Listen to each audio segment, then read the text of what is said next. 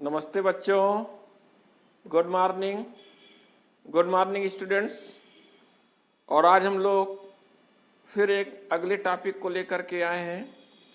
और इसके पहले हम लोग ने प्रथम और द्वितीय अध्याय का अध्ययन कर लिया था और आज हम लोग कुछ नए टॉपिक के बारे में पढ़ेंगे।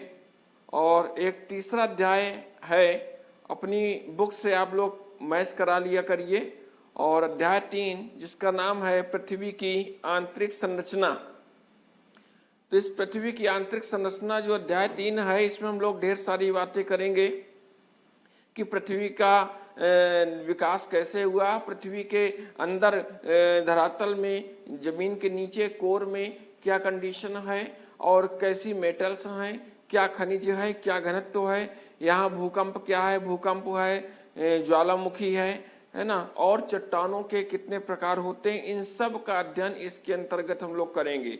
तो शुरू करते हैं हम लोग कि पृथ्वी की आंतरिक संरचना, इसके अंदर क्या क्या चीज हम लोग देखते हैं। तो शुरुआत में ये हम लोग ने पढ़ लिया था कि कैसे हम लोगों का ब्रह्मांड बना और कैसे ग्रह नक्षत्रों की उत्पत्ति हुई, पृथ्वी की उत्पत्ति हुई, हमारे चंद्रमा की उत्पत्ति हुई। और इस पृथ्वी में जीवमंडल, जलमंडल, वायुमंडल और स्थल मंडल, 4 मंडल होते हैं। कौन कौन से? स्थल मंडल, जल मंडल, वायुमंडल और जैव मंडल। तो अब इन चारों मंडलों के बनने के बाद अब पृथ्वी में क्या क्या चीजें और विशेषता मिली, इसके बारे में जानकारी लेते हैं। क्योंकि जिस समय पृथ्वी का निर्माण हुआ उस समय जीव की उत्पत्ति नहीं हुई थी। तो हम कोई ना कोई आकलन, कोई ना कोई ऐसी परिकल्पना प्रस्तुत करते हैं जिसके आधार पे एक आकलन होता है कि उस समय की कंडीशन, उस समय की दशाएं कैसी रही हों।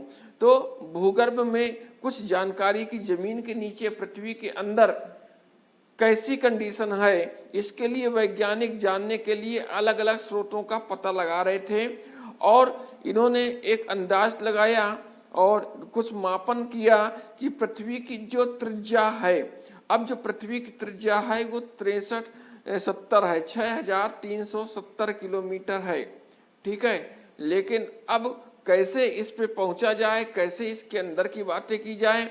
लेकिन एक प्रश्न यहाँ पे उठता है कि ये त्रिज्या होती क्या है। तो इस चीज को हम लोग पहले समझ लेते हैं कि यदि कोई वृत्त है, ये देखिए आपके सामने, और ये यदि कोई वृत्त है, इसको हम और ठीक बनाने की कोशिश करते हैं। और अगर इसको हम पृथ्वी मान ले, कोई वृत्त मान ले, इसका सेंटर पॉइंट हमारे पास एक मिल जाएगा जिसको हम केंद्र कहेंगे, केंद्र बिंदु कहेंगे। अब केंद्र बिंदु है और जो किनारे का हिस्सा है इसको हम क्या कहते हैं? परिधि कहते हैं। इसको क्या कहते हैं? परिधि कहते हैं। अब केंद्र से यदि परिधि तक की दूरी जो तय की जाती है, उस दूरी को ही हम लोग क्या कहते हैं? त्रिज्या कहते हैं। इसका मतलब जिस पृथ्वी पे हम लोग रहते हैं, उस पृथ्वी से पृथ्वी के केंद्र तक पहुंचने में जितनी भी दूरी तय करनी पड़ेगी हमको, उसको हम लोग त्रिज्या कहेंगे, पृथ्वी की त्रिज्या कहेंगे। और अब इसी त्रिज्या को हम 2 गुना कर दें, या एक परिधि के एक छोर से लेकर के परिधि के दूसरे छोर तक यदि हम इस त्रिज्या को क्रॉस करते हुए, केंद्र को क्रॉस करते हुए आर पार निकल जाते हैं, तो इस पूरी दूरी को हम लोग व्यास कहते हैं। तो अब आप लोग समझ गए कि त्रिज्या क्या होती है। त्रिज्या क्या होती है? परिधि से केंद्र बिंदु तक पहुंचने के लिए वृत्त में जो भी दूरी तय करनी पड़ेगी उसको त्रिज्या कहेंगे। और जब एक कोने से दूसरे कोने तक, दूसरे तरफ जाएंगे हम, तो उस दूरी को कहेंगे व्यास। इसका मतलब त्रिज्या को 2 गुना कर दिया जाएगा तो हो जाएगा व्यास। तो यहाँ पे अब फिर पहुंचते हैं हम लोग कि भूगर्भ में जो देखा गया कि इसकी जो त्रिज्या है पृथ्वी की वो 6370 किलोमीटर है। और इसके लिए अलग अलग स्रोत देखे गए कि जमीन के अंदर की जानकारी हम कैसे हासिल करें। तो इसके लिए सबसे सुलभ जो स्रोत मिल रहा है वो चट्टानें मिल रही है, क्योंकि जो हमारी पृथ्वी की संरचना है वो चट्टानों से मिलकर बनी हुई है। अब चट्टान क्या है? कोमल चट्टान भी है, कठोर चट्टान भी है। और जैसे जैसे हम धरातल में भूगर्भ की ओर बढ़ते हैं तो क्या होता है, गर्मी की मात्रा बढ़ती चली जाती है, तापमान की मात्रा बढ़ती चली जाती है। और वैज्ञानिक खनिजों का पता लगाने के लिए भी अंदर अनुसंधान कर रहे हैं। जो गहन महासागर है, बहुत बड़े बड़े महासागर हैं, उनकी गहराइयों में भी खुदाई चल रही है और महासागर में 12 किलोमीटर तक की गहराई की खुदाई हो चुकी है। और उससे जो भी पदार्थ निकले हैं उससे हमको पृथ्वी की आंतरिक संरचना को जानने में बहुत ही आसानी हुई है, बहुत महत्वपूर्ण जानकारी मिली है। दूसरा एक स्रोत और हमारे पास मिलता है, जो ज्वालामुखी उद्गार। जब ज्वालामुखी फूटता है, जमीन के नीचे से गर्म लावा निकलता है, तो उसके साथ धरातल के अंदर का बहुत सारा मटेरियल, पदार्थ भी पृथ्वी के ऊपरी सरफेस में आ जाता है। और इससे भी अंदाज लगाया गया, एक जानकारी मिली कि पृथ्वी के अंदर क्या हो सकता है, किस स्थिति में होगा वो। इसके बाद तो ये तो प्रत्यक्ष स्रोत थे जिससे हम लोग पता लगा सकते हैं कि पृथ्वी के अंदर थोड़ा बहुत नीचे जाएंगे तो गर्मी बढ़ जाएगी, तापमान बढ़ जाएगा। चट्टानों की जो प्रकृति है, जब खनिज की खुदाई करेंगे उससे चट्टानों की प्रकृति पता चल रही है। ज्वालामुखी से हम लोगों को अंदर क्या चीज, तो ये प्रत्यक्ष स्रोत दिखाई दे रहे हैं। लेकिन कुछ अप्रत्यक्ष स्रोत भी होते हैं कि जो दिखाई नहीं दे रहे हैं, उनसे कैसे हम आकलन करें। तो यहाँ पे ये ध्यान रखें कि जब खनिज प्रक्रिया होती है, खनन कार्य हम करते हैं, तो जैसे जैसे गहराई बढ़ती जाती है वैसे वैसे तापमान भी बढ़ता चला जाता है। और दबाव बढ़ने से धरातल में जैसे जैसे हम गहराई पे जाएंगे वैसे वैसे दबाव बढ़ता चला जाएगा। और उनसे क्या होगा, शैलों का घनत्व भी बढ़ जाएगा, क्योंकि कमजोर यदि शैल होगा, कम घनत्व का शैल होगा तो वो टूट जाएगा। इसका मतलब सबसे नीचे वही रहेगा जिसका घनत्व ज्यादा होगा, जिसके पास ज्यादा पावर होगी। और पृथ्वी की जो संपूर्ण मोटाई है उसको भी ध्यान में रखा गया, तो गहराई पर तापमान, दबाव और घनत्व का अनुमान इसी से लगाया गया। कुछ ऐसे अप्रत्यक्ष स्रोत कहे गए ये लोग। अब इसके बाद दूसरा अप्रत्यक्ष स्रोत क्या है, उल्काएं।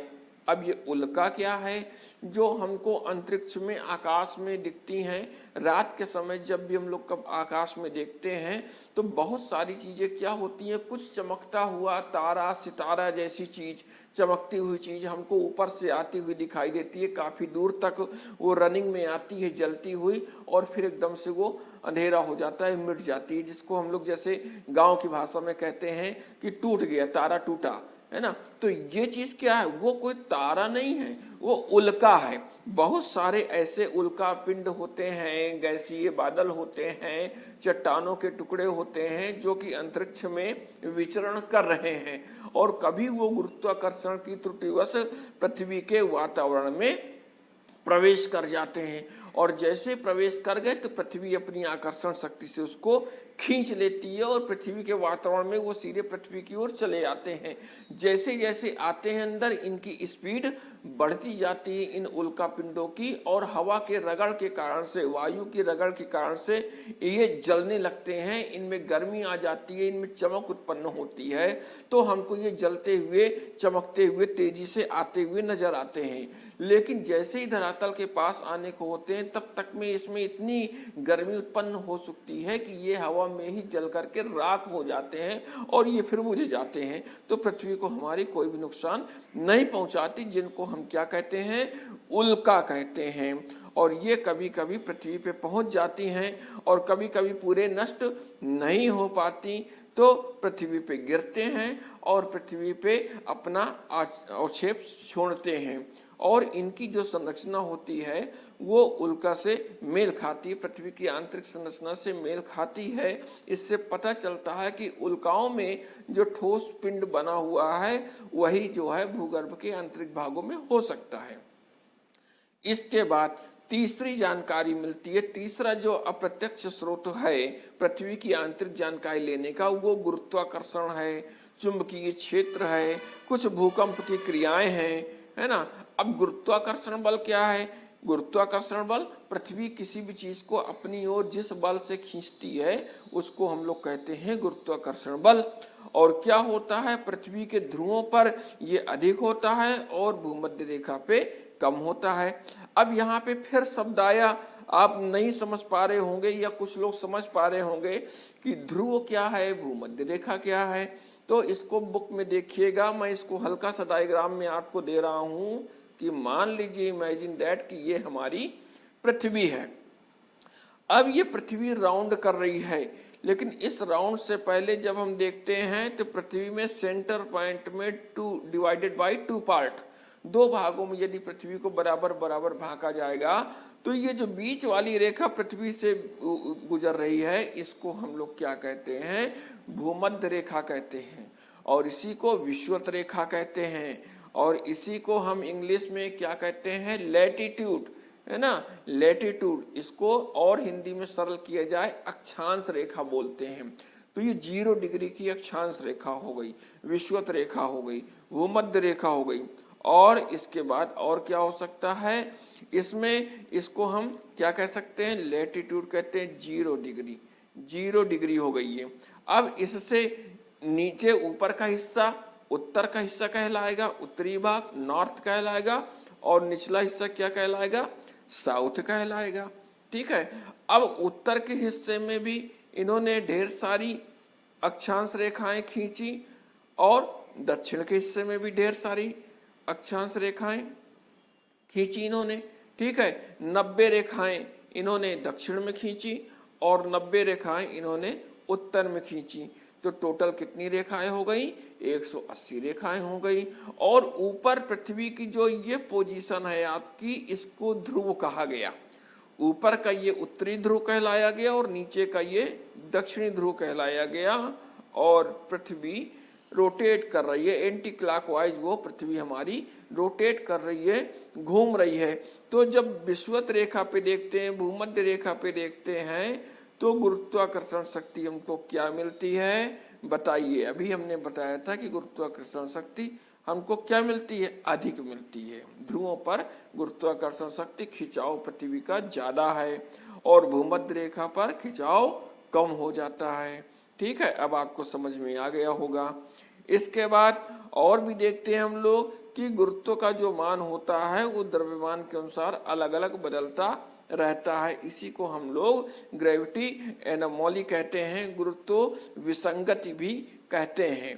क्योंकि जैसे जैसे वस्तु का द्रव्यमान बदलता है वैसे वैसे गुरुत्वाकर्षण का मान भी चेंज हो जाता है।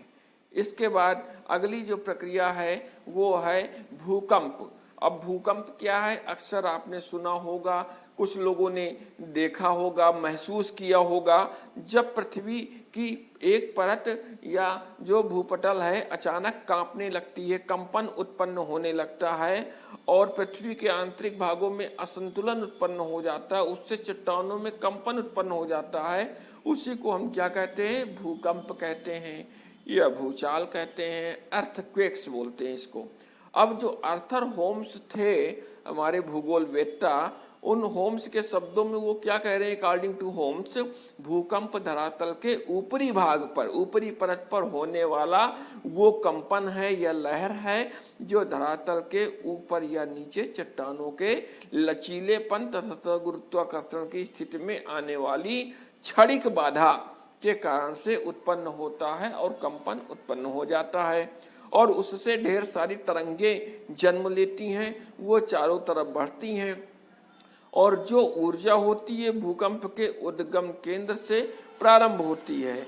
इसका मतलब किसी एक स्थान पे यदि भूकंप हुआ, यदि ये एक पृथ्वी के एक सतह पे यहाँ पे भूकंप हुआ, तो अब यहाँ से क्या होगा कि चारों तरफ तरंगे फैलना शुरू हो जाएंगी और चारों तरफ ये तरंगे फैलना शुरू हो जाएगी और जहां तक ये तरंगे फैलेंगी, जिन क्षेत्रों तक में तरंगे फैलेंगी, वहां तक कंपन महसूस होगा। तो इस तरह ये भूकंप चारों तरफ इसकी तरंगे फैलती हैं और उसके बाद काफी दूर जाने तक में ये तरंगे निष्प्रभावी हो जाती हैं।